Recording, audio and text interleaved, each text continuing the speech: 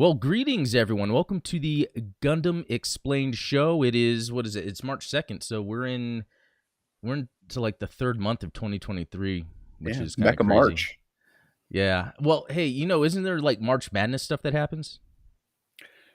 I don't really keep up with sports as much as I used to, for sure. So Well, yeah, I don't even keep up at all, so I have no idea. I just heard someone talk about it at work. So yeah, get your brackets in. Maybe we should do a Gundam bracket for March. yeah, there you go. Like March Mecha Madness, we'll put together a bracket of like all the top mobile suits, and then like have knockout rounds. It'll be great. That's pretty good, but that also makes me think too, like if there was a show like Witch for Mercury that was going on live, we could even do something like that with, okay, who's going to battle in the episode, and if so, who's going to win? So there's different tiers of, I don't know. It's Except Ghoul only moves forward if he loses. oh yeah, there we So, go. No, but yeah, for today's show, talk about Heavyarms coming to Gundam Evolution. I got a chance to play as Heavyarms. It was pretty cool, so I'll talk a little bit about that. And then also a really cool supporter question came in that I think is something that's going to cause a lot of discussion, especially between Steven and I, because we really like that Zeta era stuff, oh that yeah, time period. It was we're speaking of 80s Steven. babies. We're UC 0080s babies is what we Yeah. are. Yeah, no, that's true. Yeah, I think so. I wonder if it has to do with when we're born. I was born in 83, the era of Stardust. So, There you go. I was 87. oh, there you go. So Zeta Zeta. and, all that stuff. But, yeah, speaking of Steven, yesterday on your show, you had so apparently you found a Gundam RPG book that's like official. And so your thought Yeah. was maybe that can really take the place of Gundam 5e. Now, Yeah. we looked through some of the rules and it seemed pretty cool. Have you thought about it more since then? Like, does it take the place of 5e?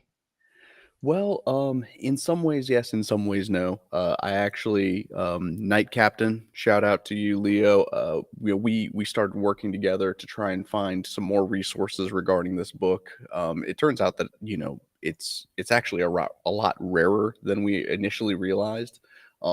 There were only two published titles from that publisher.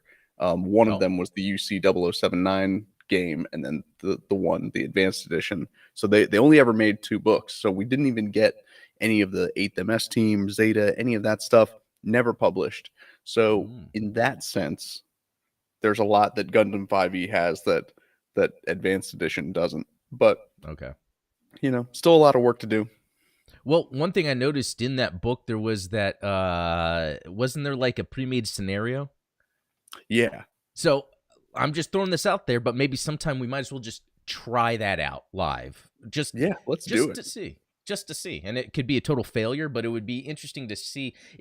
Also, because you just mentioned that it was a publisher that only made these two, how much of that was Bandai reaching out to have it exclusively made? You know what I mean? It's not True. like they piggybacked off of a already big RPG maker, you know? Exactly. And that's kind of, what really draws me to it is that it wasn't like, they reached out to like, an OSR or Wizards of the Coast and said, "Hey, can you make Yeah. a Dungeons and Dragons version of Gundam?"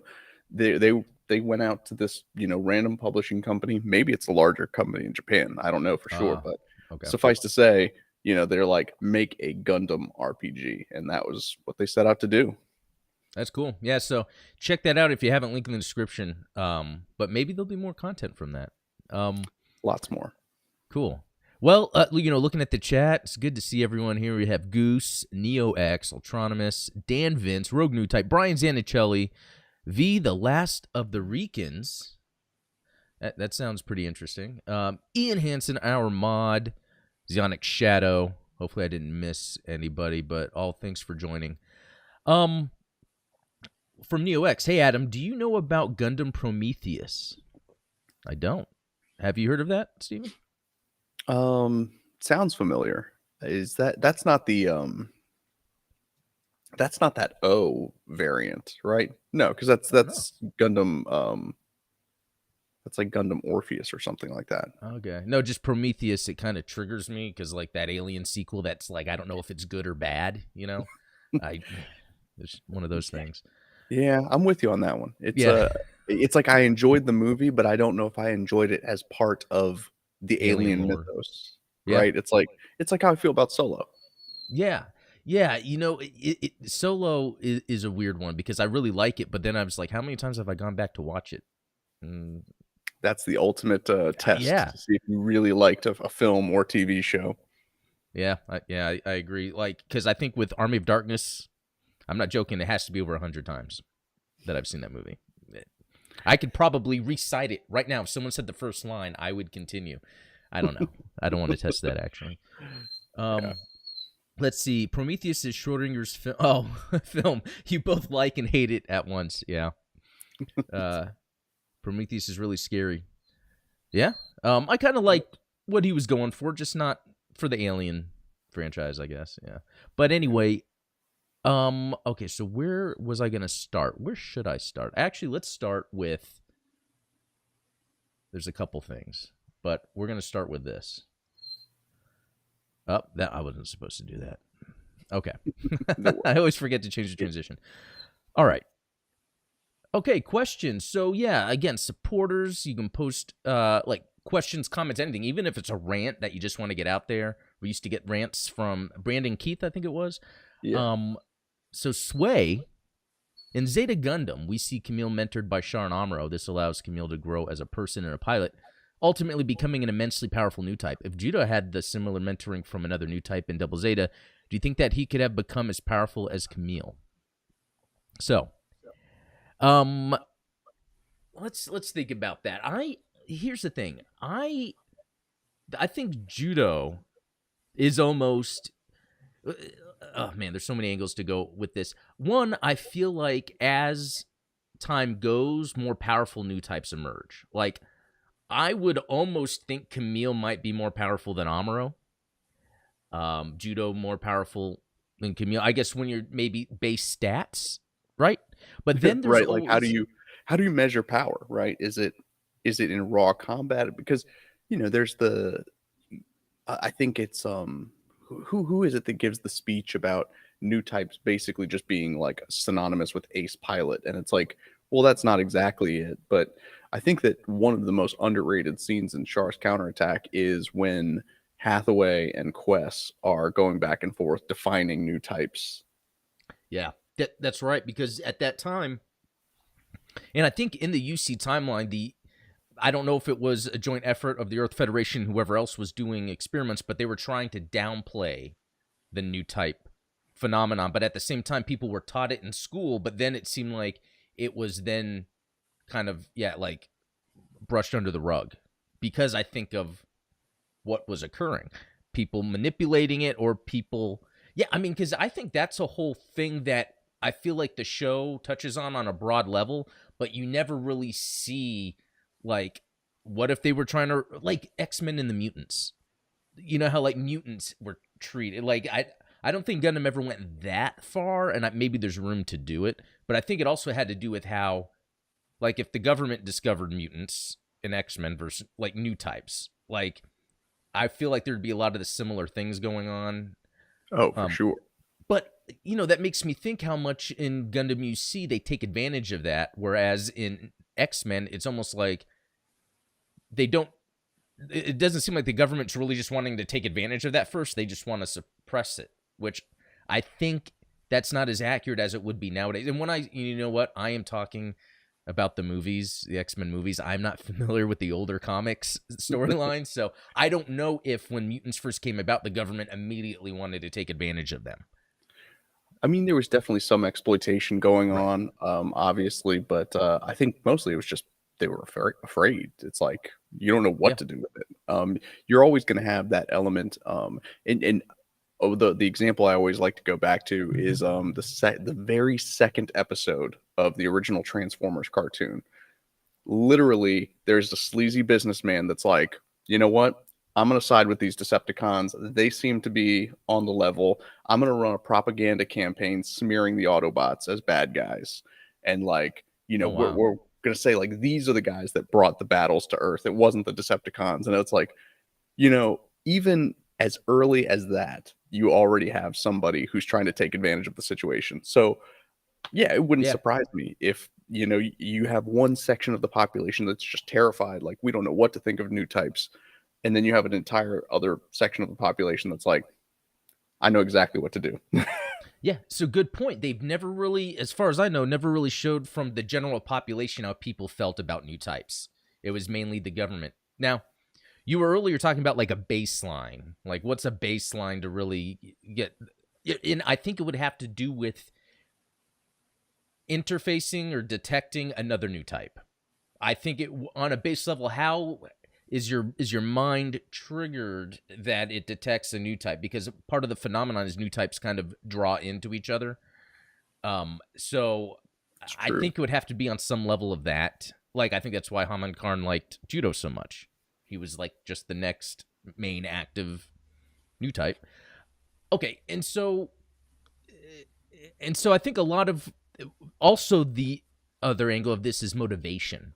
I think if you have a new type, especially like a cyber new type that's motivated but in a way that makes them angry, they're probably going to do crazier stuff than a new type that's able to kind of chill or not be willing to make certain choices. And that's the main thing. Like, and maybe we can explore this here real quickly, but like in Double Zeta, Judau's motivation is really just to save his sister. Right? It's like, whereas Amuro, it's his thing is a little different because it's like he's stuck on white base, so it's like he has to help. And then he's even technically given a choice and has a choice to continue helping or to just run away. Calls him out for it. Lala says, like, who are you fighting for? You're not fighting to protect anybody. You're just going through the motions.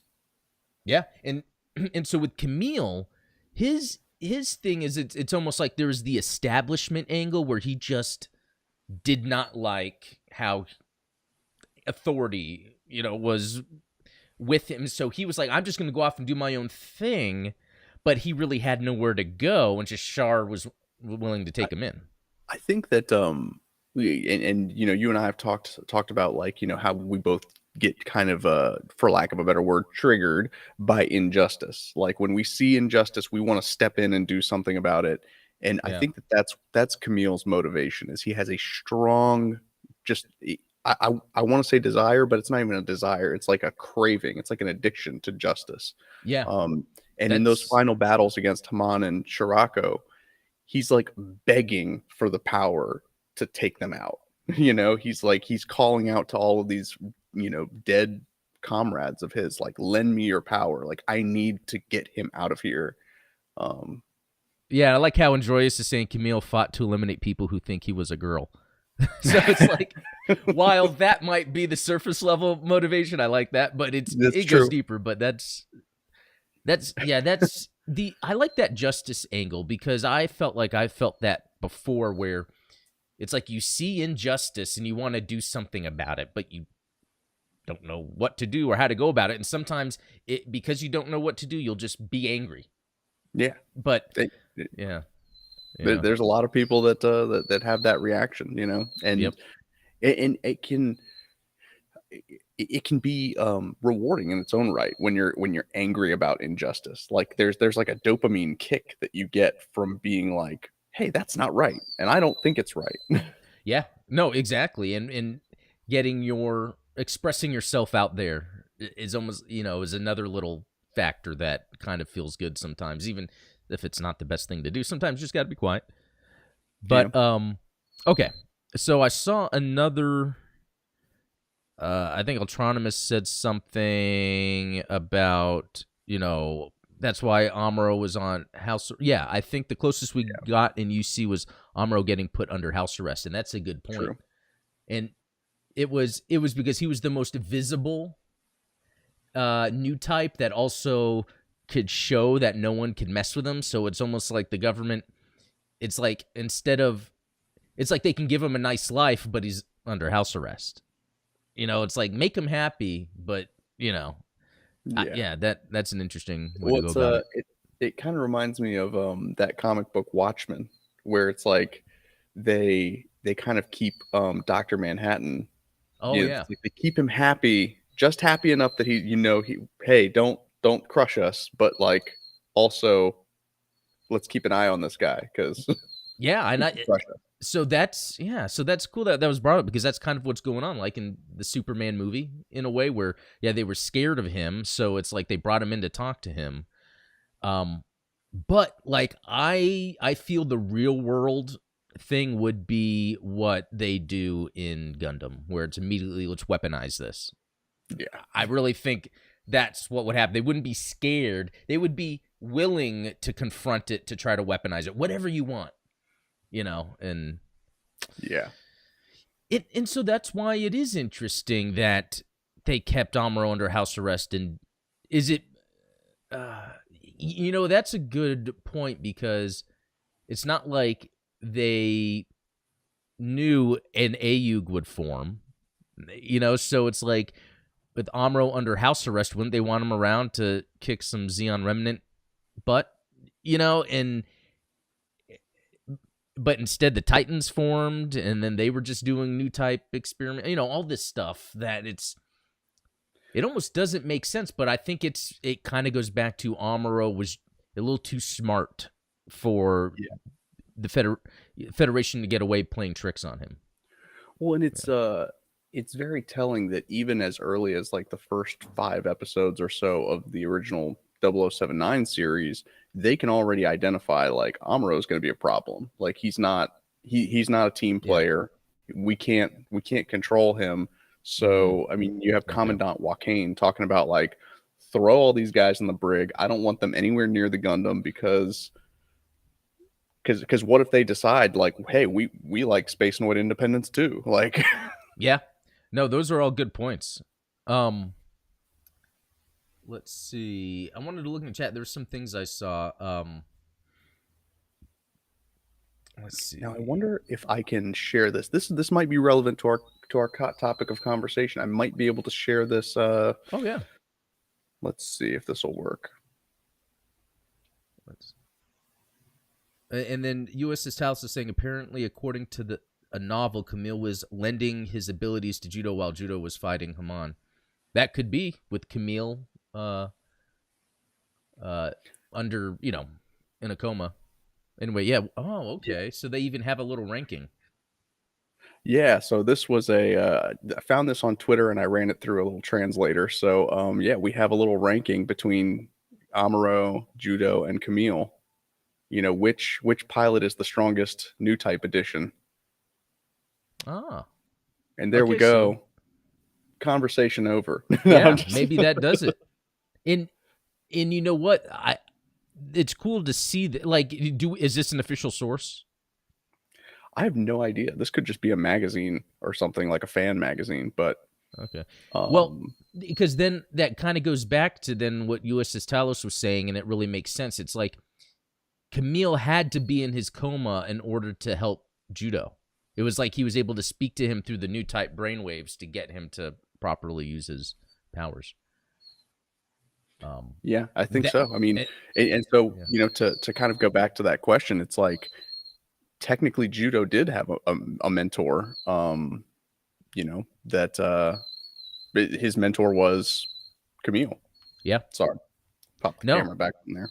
No, that is a good point. Judau did have a mentor, and it was Kamille. Yeah. So yeah, that's a good question, Sway, because it really does kind of help really give it an understanding of each of the main, I think the 3 main heroes of UC Gundam, of early UC, and it really is Amuro, and he had his relationship with Char.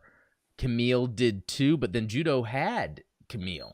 And if if Kamille is the strongest Newtype, apparently, according to that, I think it makes sense with him in, it even makes more sense of why the movies kind of retcon things to not make sense anymore, because Kamille being in a coma is what allows him to, speak with Judau and help him out. So yeah, and I mean, I often wonder, like, how bad would the colony drop on Dublin have been if Camille wasn't there to help Judau?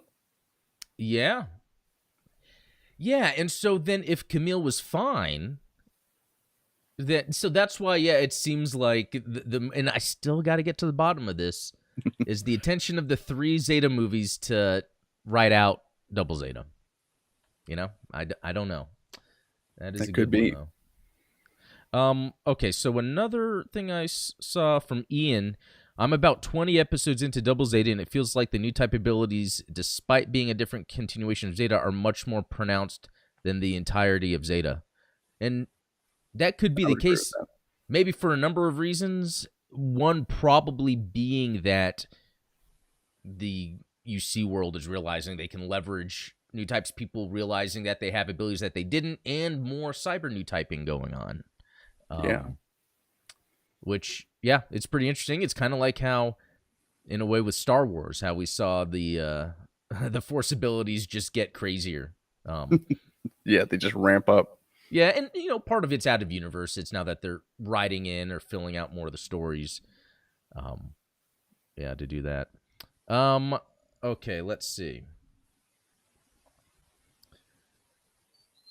And then V, the last of the Recons, says they were afraid of new types as they were afraid new types would overtake humanity. And that is another reason to maybe not talk about new types, or kind of, yeah, keep it quiet as the UC timeline progressed.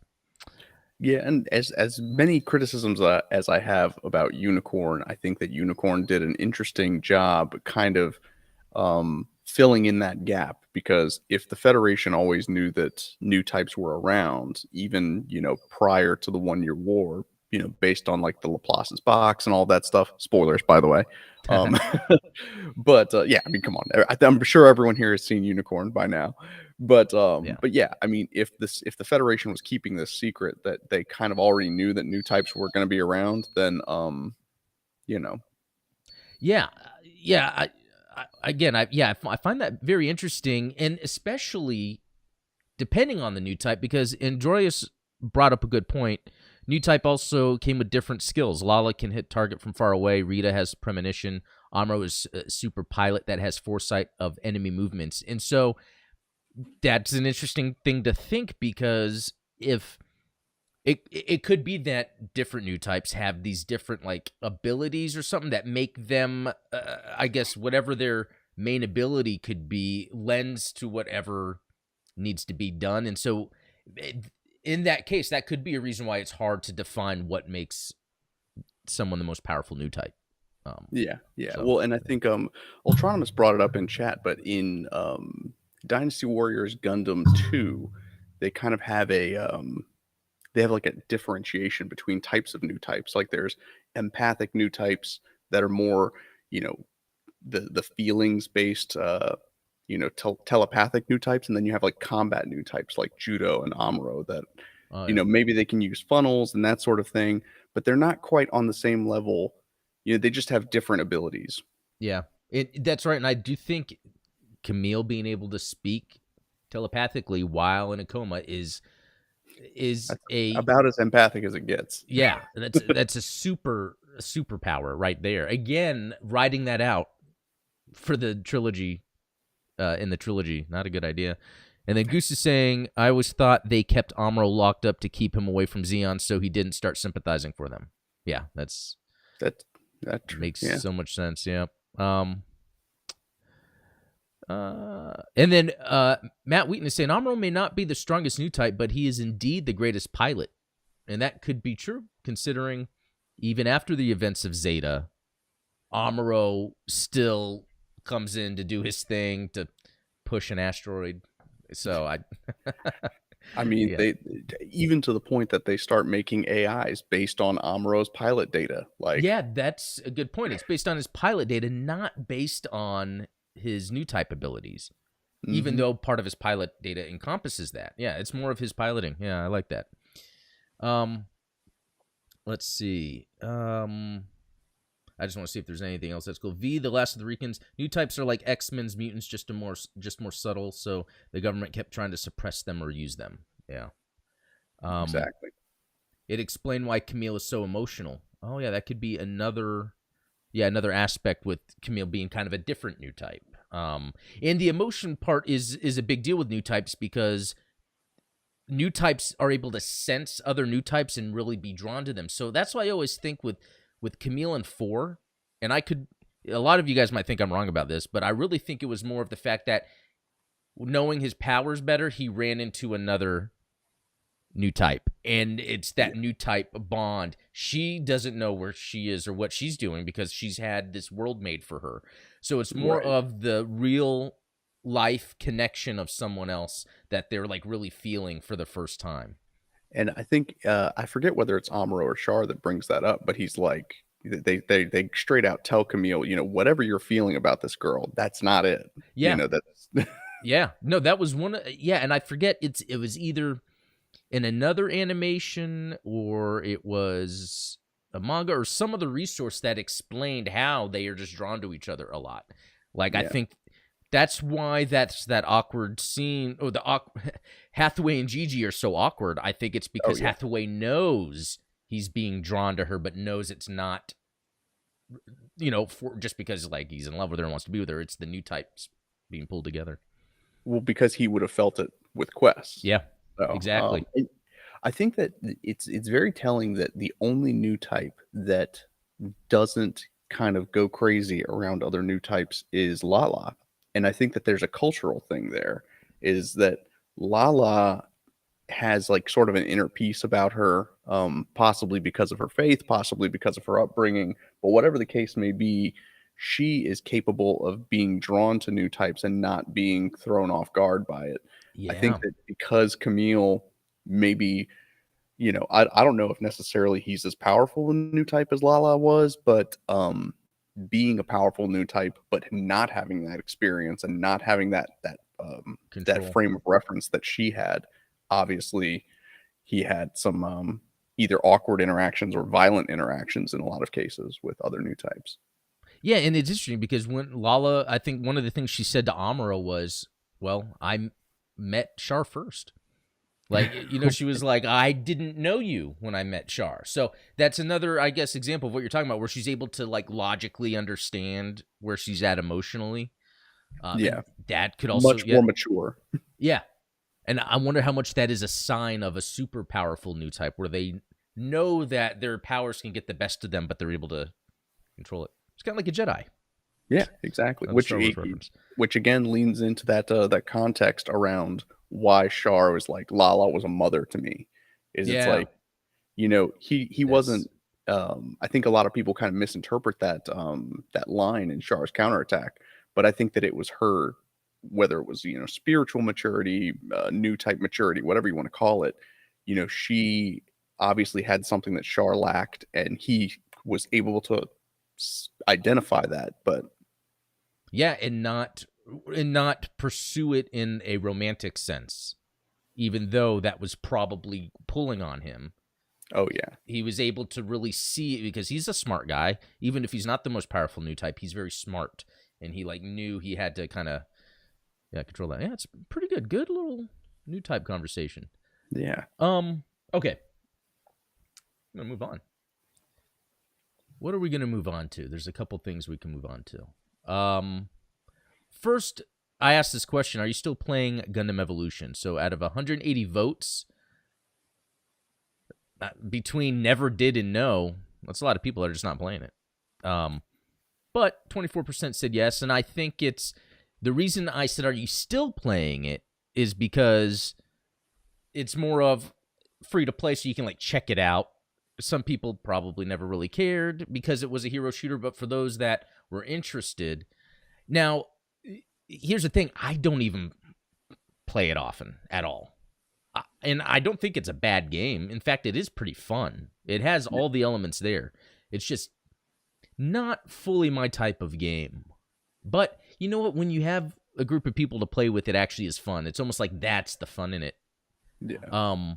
So I have feel some like a people lot of these saying, types of games would make like great, couch shooters. Like I miss yeah, the days of like the old like, whether it was GoldenEye or Halo Combat Evolved. You get three buddies together, you're sitting on the couch with your split screen, and yeah, And usually you're elbowing somebody when it looks like they're screen watching to figure out where you are on the map. But No, I was playing GoldenEye because they re-released it on Switch and Xbox. The Xbox version has the local, so I was playing, with my youngest, and it was fun because part of the game was looking at the other person's screen, and it was just kind of fun as like knowing where the person was and then trying to get, like, it's a different level of fun that you can't Adam get. is a cheater, confirmed. But yeah, it's like there's something about being able in a hero shooter, I think almost lends to that. Yeah, when Overwatch came out, I had a LAN party at my house because the idea was like, this is the game you have people with. But after that, I didn't really play it because that's the thing. It's like it is more fun, that type of game, when you are constantly interacting with people. And Sway is actually one, and Ian, they play a lot. And so I think if anyone has questions about Evolution, get with Sway and Ian, because they play and they even stream sometimes. When they play, even on Ian's server, his Discord. Okay, so a couple things here. So this is from Spectacular Spidey28. I've actually been playing Gundam Evolution and SD Gundam based on your recommendation. I enjoyed them both very much. Thank you. Oh, well, yeah, thank you. Oh, like that. Sway, I adore the game. I've been playing since it was released. Yeah, I'd noticed that. You've been playing a lot. I would like to play it someday. It's still fun to play. I'm still playing Evolution, but I definitely sidestepped to SD Gundam since it dropped on Game Pass, which is very interesting. It's almost like the Gundam games are almost competing for themselves, but they are different enough to where, And I love that. I love that there's like a little bit of something for everybody. If Evolution's not your thing, go play Battle Alliance. If Battle Alliance isn't your thing, you've got GBO2 still. Like it's and then Gundam Breaker on mobile. That like a whole other thing. So yeah. I don't play it all that much, but I might consider hopping back on. Now concentrate on GBO2. I don't even have it. Not a fan of first-person shooter because of my crazy-ass motion sickness, so nope. Oh, I get that. GBO2 is much better. Unfortunate. Yeah, so despite me not playing it regularly, I'm still the type to help shill Gundam just to, keep it going. And so Bandai Namco actually invited me to an event where I actually got to play as Heavyarms, because that's the new announced suit. I think a lot of people were excited about it. In fact, I think it was almost leaked. Like, I think someone had data mined something and it showed that or whatever. And there's no sound on this. In fact, I was doing horrible because I didn't even know what to do, what to expect, except I got to say I had fun with it. It reminded me of another gun tank. It's just a barrage of just shooting. And I love the cooldown of, like, you got to lift the Gatling gun up and let the barrels cool off.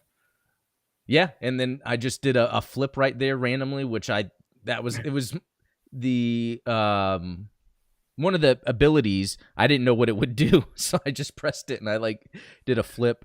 But I could see where it makes sense. There was a time where an enemy came up to me, you flip over them and then shoot them. I think it's a great idea for an ability. It's like a defensive maneuver. And then there's a missile barrage. You can also have all 4 Gatling guns out. Yeah, pretty cool. It was fun playing because I was playing with other people that are in the Gundam community that make content. And it was just kind of fun. They were destroying me the whole time though. But no, it was fun. So with that, I'm curious what people think. Like, was Heavyarms the idea next suit for Evolution? I would say yes, just because people like Wing and people like the Wing suits, and this is just another way to kind of get more people to play Evolution. But I mean, what do you think? Does this even make you interested in playing? I mean, I wasn't a Heavyarms guy, but cool. but I recognize the appeal of Heavyarms, and I think that honestly, I'm surprised that Heavyarms didn't make the launch lineup. Yeah. Because of the cult popularity behind it, because of the unique gameplay that's offered by it. Like, not a lot of other mobile suits throughout all of UC, throughout all of the AUs, really have that you know, just balls to the wall. I'm gonna All put as out. many guns and Yeah. missiles on this thing as I can. Um, so Yeah. Zionic Shadow saying you played Zant and Newtype Sage. I hope CJ. I hope I'm saying their names right, but yes. There's other Seiji, yeah. ones. The other MC, Gunpla Sisters. There's Red Wolf Vion. These are some other influencers that play Gundam games and stuff. So it was pretty cool playing with them. So I think I could see myself playing a little bit once this is officially out. I like that that's another option that plays similar to the gun tank in a way, but instead of being a tank, it's a A little more mobile. yeah, exactly. It has the acrobatic aspect to it. So, I'm wondering, I've thought again, evolution's fun, just not my thing, but what could they add that would make me play it more? And the only thing I can think of is let's say they made bigger maps and more players and you can use multiple of the same suit. It would make it crazy, but just think if there was some sort of 10 on 10, with bigger maps and you're capturing points. I think it's I feel like Gundam's missing that, and even GBO2 doesn't do that. Where it's domination conquest mode is what I'm thinking from the old battlefield games. Yeah, a Yeah. proper conquest mode. But if that was the case, there would probably be Xeon Federation pushing the fronts. I don't know. Which, credit where it's due to Metal Gear Solid 5 and the way that there was that community aspect around disarming nukes and the online multiplayer part of it. Oh, I You never know, played it. I would love to see that for Gundam, in a 1-year war sense, where it's so there was a secret ending associated with the online mode of Metal Gear Solid 5, where you have the option of keeping nuclear weapons or going to other people's bases and disarming them, stealing their nukes and dismantling them, and so yeah, there was a secret ending that you could only get if 100% of the nukes across the world were disarmed. So you almost had a faction of people that they're out there trying to disarm all these nukes, and then you had a faction of people that are like, no, we're going to keep our nukes. Get out of here. So I mean, imagine that, but Federation and Xeon. Yeah, that is cool. That's actually very neat because Command and Conquer, I forget which one's not Tiberian Sun, the third Tiberian Wars. I forget what it's called. Anyway, it had something where you'd go online and it would tell you how much percentage of Nod won over GDI. And then you would try to pick the faction you wanted to win with. Not as deep as the Metal Gear Solid thing, but I think that's a neat thing that should probably be in most multiplayer games. Even if it's not a side for side, what's a cool overall stat that could trigger someone to play a certain way? So yeah. Well, and it's something that they did have in Gundam versus Zeta Gundam, is the arcade mode had a balance of power where it was the Federation AUG side and then the Xeon Titans side, and depending on how many people were playing as either side, it would tip the scales of power. So, but that was localized because this was before online multiplayer was a huge thing. So this was you could imagine being in an arcade and there's the one arcade booth for Gundam versus Zeta Gundam, and you have people lining up well, I'm gonna bump up the Xeon side. That's cool. Again, another example of local play, a fun element. We're just talking about GoldenEye and Halo, and then the arcade games. Yeah, man, I miss the arcades. Looking real quick, Rogue Newtype says, how about 20v20? Yeah, I want myself 100 versus 100 massive GM Zaku 2. That's what I want. I know that they had something in Japan. I played a little bit of that. So V, the last of the Rikins, evolution is fun. SD Gundam was good until I beat everything on the hardest. Then it became just a grind. SD is a grind. It can be a grind, and I think some new DLC came out where it's a whole bunch of credits, capital, whatever they call it, so you can quickly level up some suits. Psionic Shadow's back on Gundam Breaker. Okay. Rogue Newtype, I just do my daily coins on GBO2, then switch to Elden Ring because of the new DLC coming out soon. Yeah, Yeah. so even though this is a Gundam show, new Elden Ring DLC that's not just PvP stuff. Like, it's so crazy. It's been over a year. Yep. Actually, yeah, it's been about a year, and then they announced the DLC. Normally that happens beforehand, but this game just sold real well. In fact, it was like 20 million. And that's a Bandai Namco joint, so they Yeah, know what they're doing when they know what they're doing. that's right. Um, let's see. V, last of the Recons. I wish we got another Dynasty Warriors Gundam and a good Gundam Breaker. Yeah, we'll see. It would, you know what? It is curious to see what the next Gundam games coming out will be, because now SD Gundam Battle Alliance is here, gone. Evolution's been released. Hopefully, GBO2 will be on PC here shortly, and then the next, it would have to be a single player thing, like the next thing they announce. It would have to, I would think. Yeah, Brian Zanichelli, can't wait for GBO2 to come out on Steam. Yeah, can't wait. Or finally getting a worldwide release of Gundam Side Stories, which I don't think will ever happen. No, probably not. But it should. But I would even settle for a remaster. Yeah. Well, I guess I would prefer a remaster, honestly. But how would you feel about getting like a Side Stories remaster where you get like GBO2 gameplay, but I would like the GBO2 gameplay a bit better. It's because GBO2 doesn't rely on the lock on like Code Fairy. The thing with Code Fairy, and I don't know if this is a good or bad thing. I like how hard Code Fairy is, but it's almost surgical precision hard, where it's like to beat one of the maps on the hardest difficulty, it's like you have to do it this way at this time, use this ability. Exactly. And I wish it wasn't like that, but I do like the difficulty. Maybe it's a fake difficulty when a mission has to be so hard you have to do it a specific way. I think that's fake difficulty.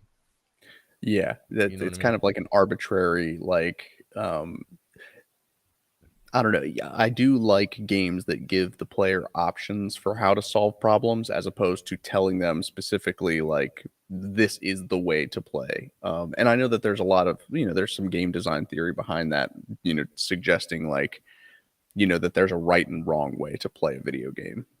Yeah, with Code Fairy, it's very apparent on the level where you're a sniper and you have to wait for your sniper to reload. It's slower, and you have an ability that then makes things faster. And so it's like you have to use it. You have to like time it right so you can do it before the mission ends. And Yeah. I want to go back and beat it. But so anyway, back to your main point. Yeah, if they redid Side Stories GBO2, you know what they could also do? And we've talked about this before. So the one thing about Side Stories, which I think we both said we didn't like too much, is that there's a lot of these little short missions. Yeah. It takes you a while. Mission briefing, load in, get started, cutscene, play for a minute, and it's done. Right. They can take those couple minute missions, load them all into one, and just make it where the checkpoint is after you would have beat that mission. And Yeah. Because I think there needs to be Gundam games out there that just have bigger maps. It's more about exploration, Yeah. I mean, I can't think of a single Gundam video game that does not have like a level, a level style of play where Yeah. everything is a mission, a level that you have to load into. There aren't any Gundam games with like an overworld where then you can like go into a mission from you and I have talked about this before, like the idea of like more of an open world Gundam game where you can stumble upon events and things like that. I think that would be pretty cool. I think about this every day. It's gone to the point where I have two. It would be two different games. One would be more of like the battlefield conquest, where there's active war going on. You're always seeing enemies, allies. You capture the point, but it's a huge map, and then you can repair. The other thing I feel like would take place during like 08 MS Team, and you like wake up in the jungle after your mobile suit got hit. And you're on foot and you have to repair it, and then you get in it, and then you're just trying to get back to base camp. But it's a big open world in the jungle. You might run into other mobile suits, other enemies, things to repair your suit, maybe a way to where you actually make the Easy 8, since that's kind of like a custom mobile suit itself. Like That would be you're pretty actually sweet. getting the pieces to make it. And what's cool about the MS team is you can have it where like the south is like maybe the ocean, and then you get the beach, the jungle, and then desert, and then the north would be the mountains and the snow. And so I think it could be where like, You you're get a lot of traveling and terrain variety. yeah, you Yeah. could have that. You're running into characters at different locations that trigger sequences from MS team, even from the seventh team, right? That was the other team that they worked Yeah, with. of the Yeah, GMs. yeah, and they just need to do something like that. Yeah, Rogue Newtype. We need an open world Gundam 1 Year War, and I go back to this like Elden Ring, one of the most fun I had with a game last year. That's a big open world exploration game. That's hard. Yeah. Another game, Sniper Elite 5. Now, that is mission based, but each mission is a giant open world that has checkpoints that you can go back into and do things differently. So, if the two different Gundam games I've thought about, one of them should be, if they do the mission style, it would be big open world missions where Yeah. as you go, you can unlock different points of entry so you can come into that mission later, play it differently. They can have things where you're with groups of mobile suits or you're solo. But man, there's so much potential there.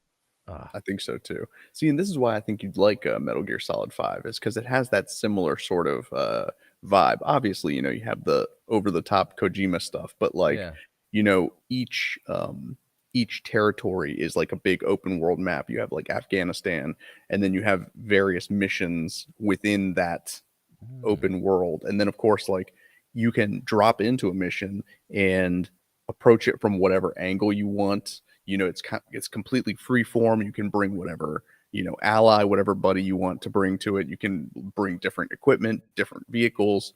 And then like, you get to choose, like, are you going to go stealthy and, stun guys, maybe like capture some enemy soldiers, or you go in guns blazing and just do the mission the way that they want you to. If you could do that, but Gundam, I think that'd be incredible.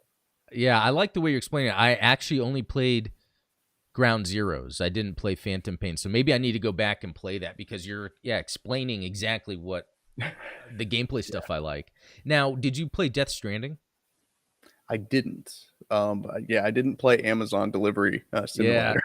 That was the reason I didn't play it, because the gameplay loop wasn't but people say it's good. People say it's great and that they'd want to play it again. It's like, wow, okay, yeah. I don't know. I don't know if anyone out there has played Death Stranding, but I think it's sad that I haven't played Metal Gear Solid 5, The Phantom Pain, and I want to. I'm glad you brought it up again. Yeah, I'm gonna keep harping on it. Yeah, do it because I have to get to it sometime. I really do. Yeah. Okay. Speaking of games, real quick, have you been playing any games, even if it's not Gundam related? I picked up I started playing Witcher 3 again, just cool. kind of on a whim. I don't have a PS5, so I don't have like the remastered version. Oh, okay. But and then I'll pop into GBO2 every now and again, but that's nothing cool. too exciting. Yeah, Nintendo released like all these games like Metroid Prime and then the remaster, and then Kirby's Return to Dreamland remaster, which was on the Wii, and that was a great game. And it's like, man, a good palate cleanser from all the Gundam is playing some Nintendo. And the thing is, I still had Yoshi's Crafted World, which I don't know if many people have even heard of that. It came out on the Switch. It's like, I think it started with like Kirby Yarn, Yoshi Yarn even did it. But this Crafted World was pretty fun, and I beat it. I went through, and it had the classic last level is like lava and gears, and then you're fighting a baby Bowser. It felt good playing because the beginning of the game is like for kids. And then once you get to the end of the game, it's like, wow, this is for expert gamers. And maybe it's like, it's kind of like trying to get kids into gaming, and they kind of like grow up with the game. I don't know.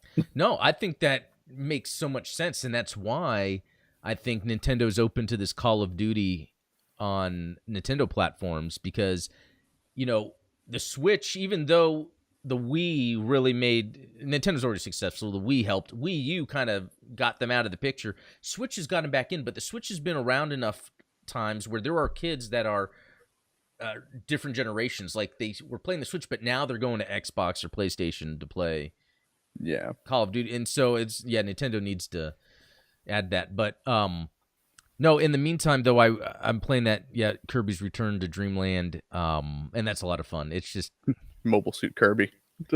Yes, that's right. So the reason I'm glad you brought that up, because that was the main point of this, is when originally I saw that they were releasing, I was like, oh, I'll grab that. I love these classic Nintendo games. But they added a Gundam power. And I say Gundam because there is a V-fin, and it has the sensor on its head. Even though the rest of it, and it calls it the mech suit or something, but it's pretty much based off of a Gundam. And they added it in. It wasn't in the original game. So think about that. They're like, what's something we can add to Kirby? Gundam. Like, Nintendo was really thinking that. It's very telling. I think that, going back to the topic of Gundam Evolution, I think that obviously Gundam Evolution has introduced a ton of people who could have cared less about Gundam into Gundam by using the kind of esports, like, oh yeah, that's a good point. That culture, that side of gaming. There's so many different like subcultures of gamer. We often kind of lump all gamers together and say like, oh, you're one of those Xbox Call of Duty gamers, and it's like, or are you one of the Overwatch gamers? Like, there's like a that's a good point. There's people that are loyal to a platform, and that's their type, or they don't care, they're just playing the latest sports game, or they don't care, they're just playing the first-person shooters, or there's people that maybe there's a certain game that got to them, and it's random, and that's all they ever play. Like, I've heard people that don't play games, but they're like, oh, Assassin's Creed, though, I play that. I guess the historical angle, and it has some good gameplay. But yeah, it's interesting. I think it's a good idea on Bandai's part because they have the money, and these are risks they're taking, by the way. That's why I think sometimes their games seem under AAA budget. Like Gundam Evolution looks fine, but it doesn't look like a high budget AAA game because they're taking a risk. It's not quite as polished as some of. Yeah, and I think it's the risk they're taking to want to market to that subset, like you were saying. SD Gundam Battle Alliance, I think, was a huge risk because of the SD. Yeah. In my opinion, if they didn't make it SD, I think that would have... but it did pretty well. It had some DLC that just came out still, so... Yeah, it's still definitely very popular. Just as long as we don't get any, like, Gundam Fall Guys or, like, Gundam Fortnite. Very good point, because there's a certain point to where it feels like there's this disrespect. And I see that with Star Wars, where it's kind of like, like there's that, it's not out yet though, but there's a mobile/Switch shooter coming out, that hero shooter, Star Wars hero shooter. And it doesn't look that great. But it's not to be played like a Star Wars game, and I guess that's another reason why I don't play Evolution as much as GBO2, because GBO2, I feel like I'm playing a Gundam game. Yeah, and that's the way I would feel like about Battlefront. Like Star Wars Battlefront is a quintessential like Star Wars game. Yeah. Battlefront 2 turned out really good. Where I want a Gundam equivalent. GBO2 is almost that. It's just that it needs like more modes. I think the game modes. But something here. So, Delucky Asian, I want to thank IBO for getting me into Gundam. So that's cool. IBO. Yeah. Got someone in Gundam. Zero Shinkai, mainly just playing Gundam Breaker 3 and SD GBA. I thought the SD stuff was cute. Yeah, it's like, it's not preferred, but it's funny.